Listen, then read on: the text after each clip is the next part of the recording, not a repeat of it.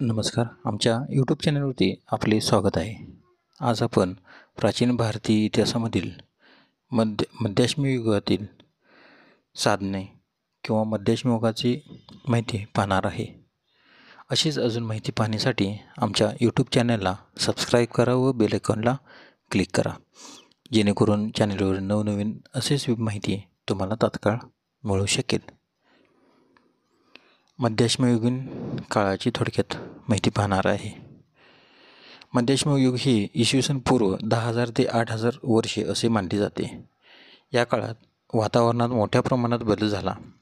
हवामान उबदार व आर्द्रतायुक्त बनले. उत्तर, पश्चिम व मध्य भारतात हे मोठ्या प्रमाणात जाणवते. मानवाला नवनवीन नैसर्गिक साधने उपलब्ध होऊ लागली. झाडेझुडपे यांची मोठ्या प्रमाणात वाढ झाली. त्यामुळे मानवी वस्ती विस्तीर्ण प्रदेशात विखुरली जाऊ लागली. या निसर्गातील बदलामुळे मानवाच्या जीवनोपयोगी वस्तू तयार करण्याच्या तंत्रात थोडाफार बदल झाला. हत्यारे अधिक लहान व भौमितिक प्रमाणात तयार होणारे तंत्र विकसित होत गेले. सूक्ष्मास्त्रे ही या युगाचे वैशिष्ट्य होय. या युगातील हत्यारांना प्रमाणबद्धता व रेखीवपणा आलेला होता. पाती, बाणागरे, त्रिकोण, चतुष्कोण ही या युगातील प्रमुख हत्यारे असून ती प्रमाणबद्ध आकाराची होत. राजस्थानातील पचपद्र खोरे व सोजत प्रदेश या विभागात वरील प्रकारची सूक्ष्मास्त्रे मोठ्या प्रमाणात सापडली. बुढा पुष्कर सरोवराजवळ अशी हत्यारे तयार करणारे कारखाने सापडले. मासेमारीसाठी वापरले जाणारा तांब्याचा गळही सापडला. राजस्थानातील कोठारी नदीच्या काठी बागोर येथे मध्याश्मयुगीन संस्कृतीचे साठे सापडलेत. हिंस्र व पाळीव प्राण्यांचे काळी पडलेली हाडे, मानवी वस्ती असलेली झोपड्या, हत्यारे करणारे कारखाने उत्खननात आढळले. गुजरातमधील तापी, नर्मदा, मही, साबरमती नद्यांच्या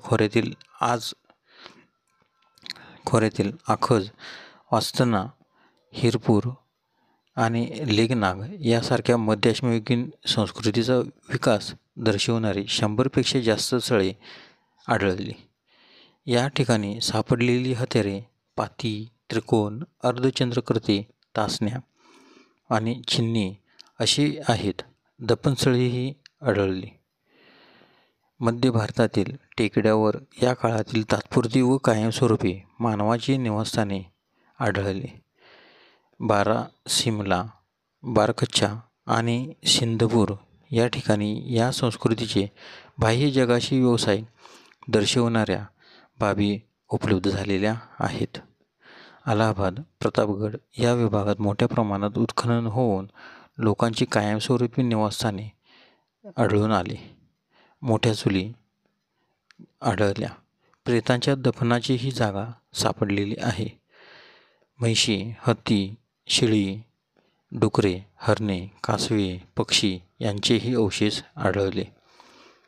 पश्चिम बंगालमधील दामोदर नदीच्या तीरावर बिरमानपूर, मध्य प्रदेशातील आदमगड येथे सूक्ष्मास्त्रे आढळले. उत्तर प्रदेशातील मोरहाना पाडातील एका खडकावर एका घोड्याचा रथ व 2 घोड्यांच्या रथ, धनुष्यबाण त्यांचा सोबत माणसे चालत असल्याचे रंगीत चित्र मिळाले. मध्य भारतातील भीमबेटका येथे सूक्ष्मास्त्रे व मातीची भांडी तयार करण्याचे कारखाने आढळले. मुंबईजवळही असा सूक्ष्मास्त्रांचा कारखाना आढळला. कोकण किनारपट्टीवरील काशोळ, जंजिरा, बाभुळगाव, जालगाव आणि धुळे व पुणे जिल्ह्यातील सूक्ष्मास्त्रे तयार करणारे कारखाने आढळले. कर्नाटक व तमिळनाडूतील असे अवशेष सापडले आहेत. मध्याश्मयुगीन लोकांचे जीवन भटक्या जमातीसारखेच होते. फळे, फुले इत्यादींचा अवशेषामुळे त्यांच्या उदरनिर्वाहाचे अन्न लक्षात येते. दफन, प्रस्तरचित्र यावरून त्यांच्या धार्मिक रीतिरिवाजाची कल्पना येते. मेंढी, म्हैस, कुत्रा, डुक्कर, लांडगा, चित्ता, सांबर, हरिण, ससा, कासव, मासे इत्यादी प्राण्यांच्या हाडांचे अवशेष आढळून आलेले आहेत. भीमबेटका, आदमगड, प्रतापगड, मिर्झापूर येथे अनेक चित्रे सापडली. ती शिकारीची बालकाचा जन्म, मुलांचा जुजवणे, दफनविधी अशा आशयाची आहेत. जांभळा, पारवा, निळा आणि फिकट निरंगी रंग वापरले जात असत. आजच्या व्हिडिओमध्ये आपण मध्याश्मयुगीन माहिती पाहिली. उद्याच्या व्हिडिओमध्ये आपण नवाश्मयुगीन संस्कृतीची माहिती पाहणार आहे. धन्यवाद.